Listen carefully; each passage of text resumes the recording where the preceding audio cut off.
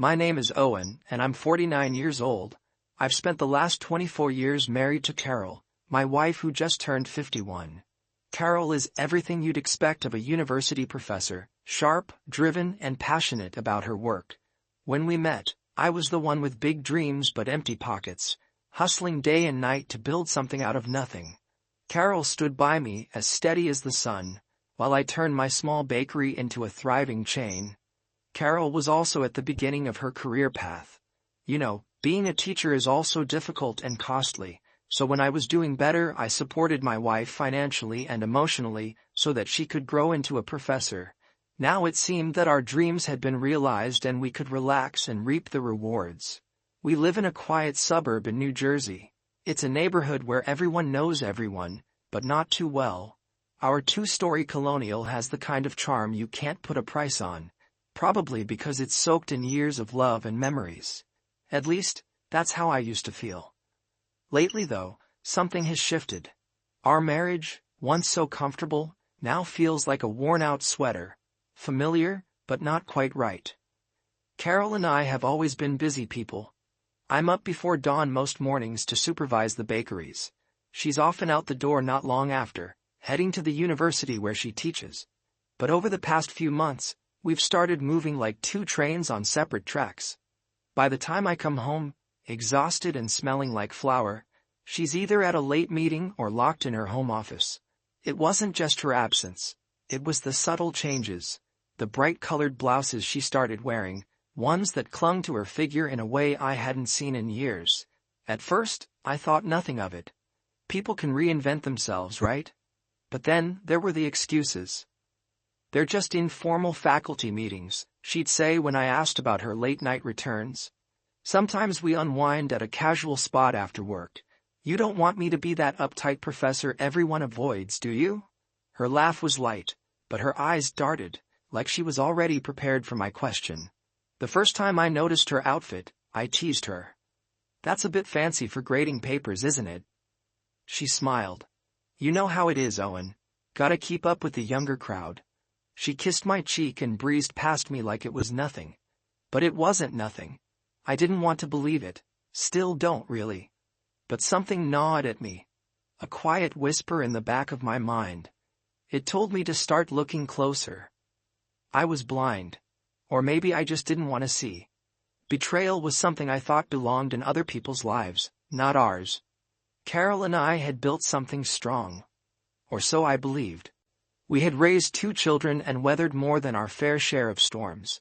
Sarah, our daughter now 21, was halfway across the world in Japan, pursuing her dream of becoming a Japanese language specialist.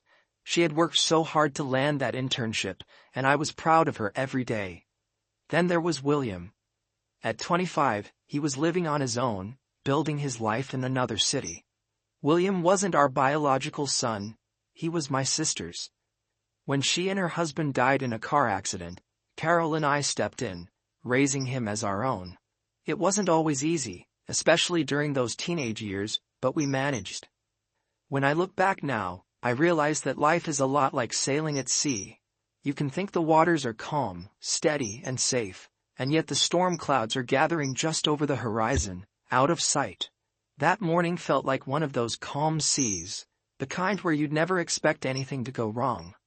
I was enjoying a rare day off, something I seldom allowed myself. My bakeries ran like a well-oiled machine most days, but I'd taken the time to relax for once. The house was quiet, almost eerily so. Sarah was abroad, William busy with work, and Carol had left for the university about 15 minutes earlier. I sat on the couch, a steaming mug of coffee in hand, savoring the rare peace. The sunlight poured through the windows, casting warm patterns across the room. For a moment, I let myself believe that everything in my life was just as it should be. But looking back, I realized there were signs, a distance between Carol and me that I ignored, small moments I dismissed as nothing, like the subtle shift in her wardrobe, or the way her laugh seemed forced when I asked about her late-night meetings. Little things, like the breeze that brushes your face before the winds of a storm pick up speed. I leaned back, closing my eyes for a moment, thinking of all the challenges we had overcome. Surely, if we could make it through all that, Nothing could touch us now. Then came the knock on the door. It startled me, snapping me out of my thoughts. In our quiet suburb, visitors were rare, especially on a weekday morning. I set my coffee down and stood, feeling a faint flicker of unease. Who could it be? A neighbor? Someone selling something? I walked to the door, my hand hesitating on the handle. It was such an ordinary thing, a knock at the door. But why did it feel like something was about to change? As I reached for the handle, I couldn't help but think of the storm clouds gathering on the horizon, unseen until it's too late. When I opened the door, I was met by a woman I didn't recognize. She looked to be in her early 40s, maybe 5 years younger than me. Her outfit was simple, a blouse and jeans, but her face was what caught my attention. Nervous, pale, and exhausted, like she hadn't slept in days. It was the kind of look people wear when they're hanging on by a thread. For a moment, she just stared at me, her lips slightly parted as if trying to form words. My eyes drifted to her hands, and I froze. She was holding a small pepper spray, the kind you'd normally use in self-defense. Immediately my guard went up. Who was this woman? What did she want? My heart started racing, though I tried to stay calm. She must have noticed my reaction because she quickly stuffed the pepper spray into her purse, her movements jerky and awkward. She began, her voice trembling. I'm sorry. I think I might have the wrong address. I stood there speechless for a moment. My first instinct was to end the encounter right then and there, close the door and lock it. She looked stressed, maybe unwell, and a part of me worried this might be some unhinged stranger. But then, something in her eyes stopped me.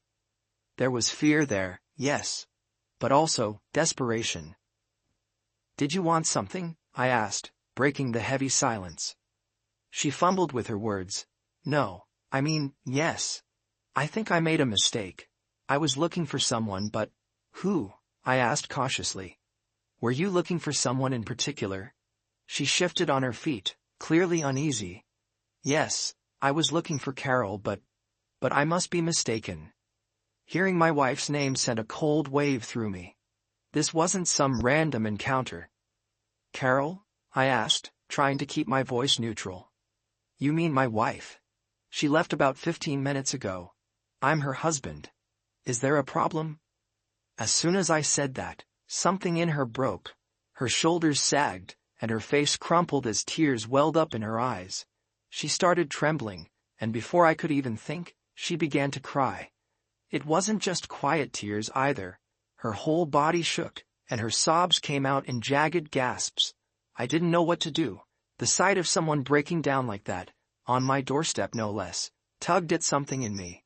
Whatever was going on, this woman clearly needed help. Hey, I said softly. Come inside, you look like you need to sit down.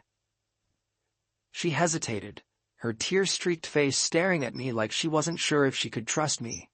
But then, she gave a small nod, and I stepped aside, motioning for her to enter. I guided her to the kitchen and pulled out a chair for her at the table. Sit here, I'll make you some coffee.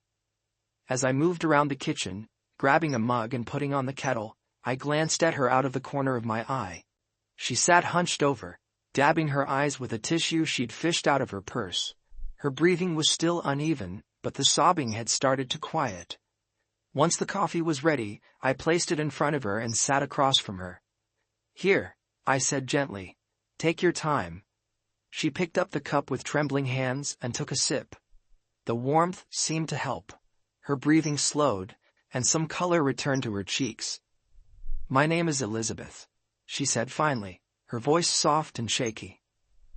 Elizabeth, I repeated, leaning forward slightly. Okay, so, what's going on? You said you were looking for my wife. Is there some kind of problem?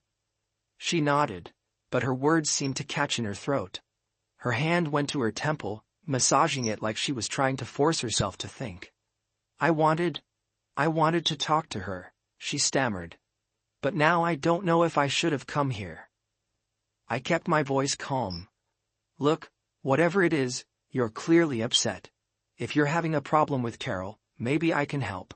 Just start from the beginning. Take it slow. Elizabeth sipped her coffee, her grip on the cup tightening. She looked at me, her eyes filled with an unsettling mix of fear and guilt. "I'm sorry," she whispered. "I've been so nervous. My whole system is shot and I probably seem crazy to you." I shook my head. "You seem like someone who's going through something hard. Just take your time. I'm listening." She nodded, but for a moment she just sat there, her gaze fixed on the table. When she finally spoke, her voice was barely above a whisper. "It's about your wife," she said. My chest tightened, a sudden overwhelming feeling of dread washing over me. "What about her?" Before you find out what happens next, please subscribe to the channel. Elizabeth took a long, shaky breath, her hands tightening around the coffee mug. "I wanted to take revenge on your wife," she admitted, her voice raw. "I thought I'd find her here and give her a good beating. I even thought about using the pepper spray." She gestured toward her purse. "I was so angry, so hurt, but I realize now how close I came to making a huge mistake. Maybe God stopped me from doing something I'd regret." I sat frozen, her words reverberating in my head. "Why?" I asked, struggling to keep my voice steady. "What happened between you and my wife that would make you want to do something so drastic?" Elizabeth hesitated, her face crumpling. She glanced at me with a mixture of shame and despair. "I don't even know where to start," she said. "You seem like a kind man, and to tell you the truth, I'm ashamed to even share this with you."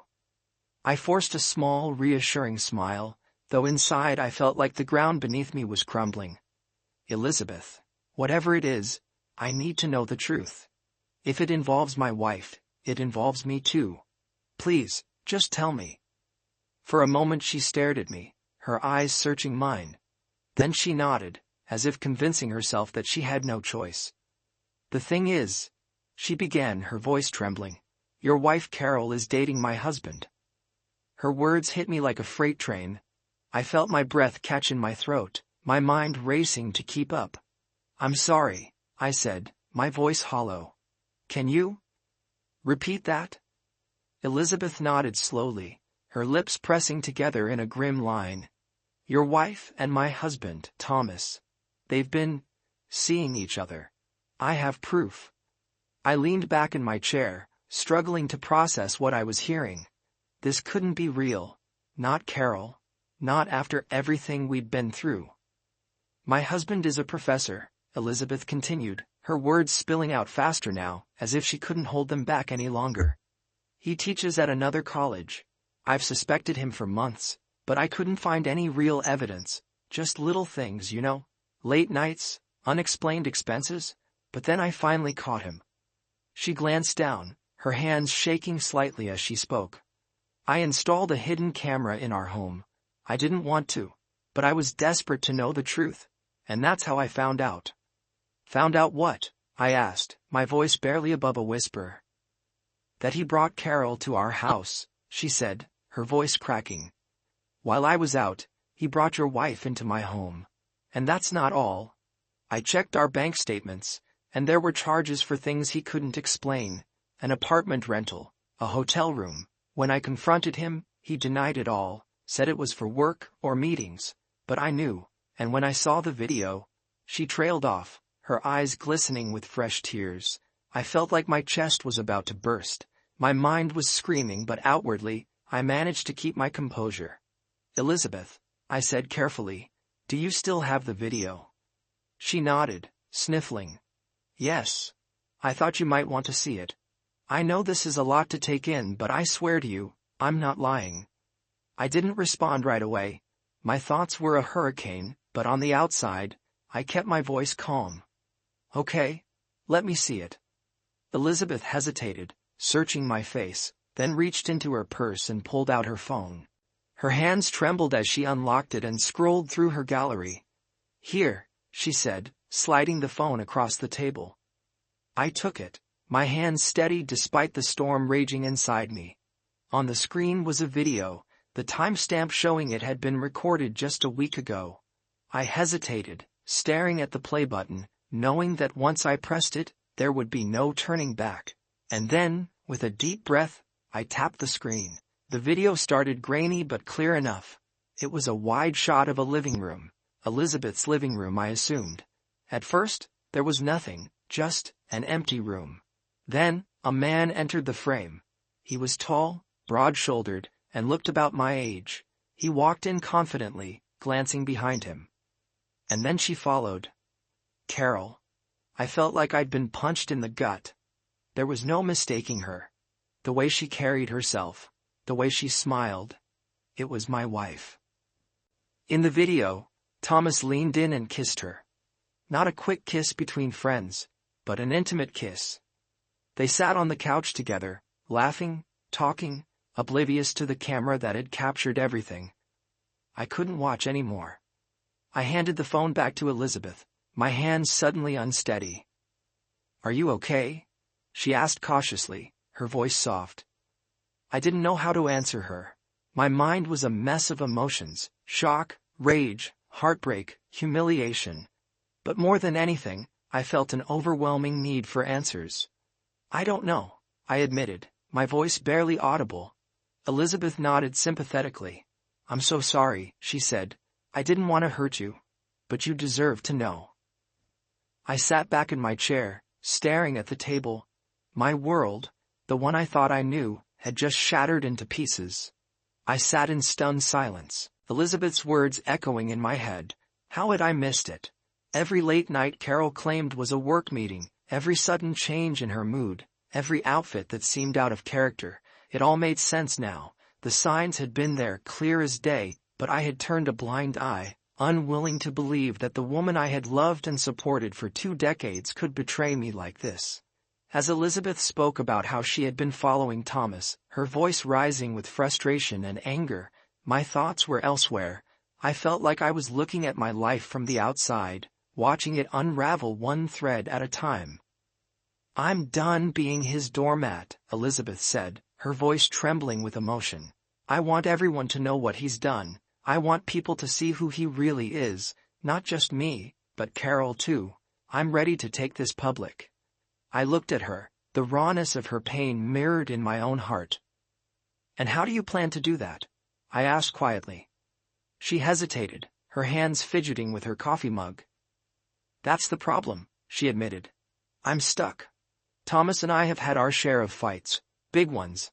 After the last one, he decided to teach me a lesson. He cut me off from the accounts. I've been out of work for 6 months, and now I can't even afford to hire a lawyer." The desperation in her voice was palpable. "I tried getting a loan," she continued, "but my credit's a mess and no one will approve me. I'm stuck. I want to fight him, but I don't have the resources, and honestly, I don't know where to start." Her honesty struck a chord in me. Elizabeth wasn't just someone scorned, she was trapped, fighting a losing battle with no way out. I thought about everything I had built, my bakeries, my savings, my ability to act where she couldn't. A plan started to form in my mind. "Elizabeth," I said carefully, "what if I help you?" She looked up surprised. "What do you mean?" I leaned forward, keeping my tone steady. "You've already given me the proof I need to end my marriage.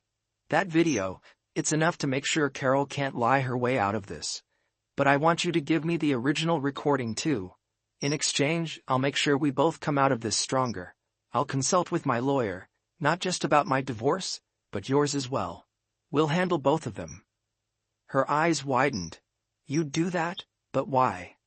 "Because we're in this together now," I said simply. "Your husband betrayed you. My wife betrayed me. This isn't just about exposing them. It's about protecting ourselves and getting justice. You need a lawyer, and I can pay for one. Consider it a loan. You can pay me back later." Elizabeth stared at me, her expression a mixture of hope and disbelief. "But what about Carol? Aren't you worried about making things worse?" "I've already decided what I'm going to do," I said firmly. "No big scenes, no shouting matches. I'll meet with the lawyer, get everything in order and file the papers. Carol will find out when she's served, quiet, clean, and unarguable, and I suggest you do the same with Thomas. If we play this smart, we'll come out ahead." Elizabeth nodded slowly, her composure starting to return. "Okay," she said softly. If you're serious, I'll give you the original video, and I won't do anything drastic, at least not until we've spoken to the lawyer. Good, I said. We'll exchange contacts. I'll keep you updated on everything, and we'll take it step by step. We spent the next few minutes exchanging information. Before she left, I reassured her one last time. You're not alone in this anymore, I said. We'll figure it out. Once Elizabeth was gone, the house felt unbearably quiet. I sat at the kitchen table, staring at the phone in my hand. Every fiber of my being screamed for confrontation, to call Carol and demand answers, to lay everything out in front of her and see the look on her face. But I didn't. Not yet. Instead, I met with a lawyer the very next day. I explained the situation in detail, Carol's affair, Elizabeth's predicament, the video evidence. The lawyer, a sharp man named Mark, assured me that the case for divorce was solid. I asked him to take on Elizabeth's case as well, paying for his services up front. She's in a difficult position, I told him, but she deserves a fair fight. Mark agreed, and with that, the wheels were set in motion. Divorce papers were drawn up for both me and Elizabeth. A week later, I met with Elizabeth again to give her an update. She was grateful, but I could tell she was still struggling. She mentioned her financial situation again, and that's when another idea struck me. Elizabeth, I said, I have an opening at one of my bakeries. It's nothing fancy, but it's a steady paycheck. You'd be able to save some money and pay me back for the lawyer if that's what you want. What do you think? Her eyes lit up, and for the first time, I saw a spark of hope in her. I'd love that, she said. Thank you, Owen. Really? It's the least I can do, I replied. As I drove home that evening, I felt the faintest sense of relief. When the divorce papers were ready, I knew exactly how I wanted to proceed. I didn't want Carol to find out from a stranger, nor did I want to create a public scene. This was something I needed to face head-on. It was a Thursday evening when I finally had the opportunity. Carol came home later than usual, her heels clicking against the hardwood floor as she walked in. She placed her bag on the counter, letting out a sigh. Normally, I might have asked why she was late. Not tonight. I was sitting at the dining table, the papers neatly stacked in front of me. Carol, I said, my voice calm but firm. She turned, her expression shifting as she took in my serious tone. What's wrong? She asked, her brow furrowing. I held up the divorce papers, letting the weight of the moment settle in the air. These are for you, I said. They're divorce papers. I know about your affair with Thomas. Her face went pale, and for a split second, I saw genuine shock flash in her eyes. What are you talking about? She asked, her voice trembling slightly. Her denial quickly shifted into an attack. You know what? If something did happen, and I'm not saying it did, it would be your fault anyway, she snapped. I raised an eyebrow, leaning back in my chair. My fault? Go on, Carol. I'm curious to hear this. Her hands clenched into fists at her sides. You never pay attention to me anymore, Owen. You're always working, always at the bakeries. When was the last time we went on a real date? When was the last time you looked at me like I was more than just part of the furniture? So you cheated to fix our marriage? I asked, incredulous. Her face twisted, and she hesitated for a moment before changing tactics. It wasn't even a real affair, she said, her voice rising. It was just something to stir things up, to make you notice me again. That's all it was. I met Thomas at a conference, and he was so lively, so full of energy. I wanted to tease you, to get you to wake up. I couldn't stop the laugh that escaped me. It wasn't a joyful laugh, it was bitter, almost hollow. Carol, you're a brilliant woman, I said. But you're telling me this story like you're a teenager, caught between two boys at a high school dance. Do you realize how absurd you sound right now? She flinched, the cracks in her resolve showing. I'm serious, Owen, she said, her voice trembling. It was just a stupid fling. It didn't mean anything. I was bored. We've achieved so much together, but it's like we've hit a wall. Everything felt so predictable. I shook my head slowly, the anger simmering beneath my calm exterior. Predictable? I repeated. So instead of talking to me, instead of telling me you felt that way, you decided the best solution was to sleep with another man, and you thought that would fix us. It wasn't like that, she cried, tears welling in her eyes. I didn't want it to go this far. I thought— You thought what, Carol? I interrupted. That I wouldn't find out. That I'd just keep walking around in the dark while you played whatever game this was. She froze, her lips trembling as she struggled to find an answer. Then she tried a different approach. Owen, she said softly, her voice breaking. Please, don't do this. Don't throw away everything we've built. It wasn't cheating. It was a way to get your attention. My stomach churned at her words. Carol, I said, my voice sharp. Don't insult me. I've seen the video. Her face drained of color completely. What? What video? It doesn't matter now. You'll find out later which one, I said, not bothering to sugarcoat it. The one where you're not just kissing Thomas, but also everything else. Her hand flew to her mouth, and for a moment, she looked like she might collapse. I leaned forward, my voice cold. I didn't watch that part, by the way. I don't need to. The little I did see was enough. Tears streamed down her face as she tried to stammer out a response. Owen, save it, I said, cutting her off. This conversation is over. I've already made up my mind. You can keep trying to justify it to yourself, but it won't change anything. I deserve better than this, better than you. Carol broke down, sobbing into her hands, but I didn't feel sorry for her. Not anymore. I stood, grabbing my jacket. The papers are on the table. You can sign them or let the lawyers handle it. Either way, we're done. Without another word, I walked out of the house, leaving her to deal with the wreckage she had created. The weeks leading up to the trial passed in a haze. My days were filled with meetings with my lawyer, finalizing details, and mentally preparing myself for what lay ahead. Our trial took place almost simultaneously with Elizabeth's. It was a logistical challenge for our lawyer Mark, who had to juggle both cases, but if anyone could pull it off, it was him. He handled each detail with precision, ensuring that both Elizabeth and I walked into those courtrooms with confidence. Carol and I divided our property as expected, with one significant exception: the house. That was non-negotiable for me. I had built so much of my life around it. Every corner of that place held memories, good and bad. I'd poured my soul into making it a home, and I wasn't about to let it go.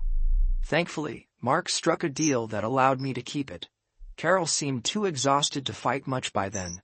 The fire that had once defined her spirit was now reduced to flickers. When the gavel finally came down, I felt a strange mix of relief and sadness. We were officially divorced. I wasn't naive enough to think the pain would disappear overnight, but at least this chapter was closed. The hardest part of it all was explaining the truth to Sarah and William. They supported me, but the news still shook them. Carol had been their mother for decades, and even though they saw the cracks in her actions, their bond with her wasn't something that could be severed. They continued to speak with her, but the warmth was gone, replaced with something colder, more distant. Carol moved into a small apartment across town, left to face the consequences of her choices. Elizabeth's trial unfolded smoothly as well. Thomas, arrogant and dismissive, had tried to fight her claims, but the evidence was damning. The video, the financial records, and the testimony of others painted a clear picture of his betrayal. In the end, Elizabeth walked away with her rightful share of their assets. Justice was served, and it didn't take long for another bombshell to drop. Thomas had another mistress. Carol, the woman he had so passionately pursued, became just another discarded piece in his game. After the divorce, he severed ties with her entirely. Elizabeth, on the other hand, was a different woman. Freed from the weight of her toxic marriage, she began to thrive. She continued working at one of my bakeries, and I saw something in her: resilience, a quiet strength that had been buried for far too long. Over time, she proved herself indispensable. Her work ethic, attention to detail, and ability to connect with both customers and employees set her apart. I promoted her, and she flourished in her new role, Watching her grow was a reminder of what people are capable of when given the chance to heal. As for me, recovery has been slow. The betrayal cut deep, and the scars are still there. But I've come to terms with the lessons it taught me. Trust is vital in any relationship, but it can't be blind. I've learned to look past the surface, to notice the small shifts before they become storms. And perhaps most importantly, I've realized that when trust is broken, it's better to confront the truth than to live in denial or cling to something irreparably damaged. There's peace in knowing I did what was right, for myself, for my family, and even for Elizabeth. Life isn't perfect, but it's moving forward, one day at a time. If you enjoyed the story, please subscribe to the channel. I wish you a great mood and good luck.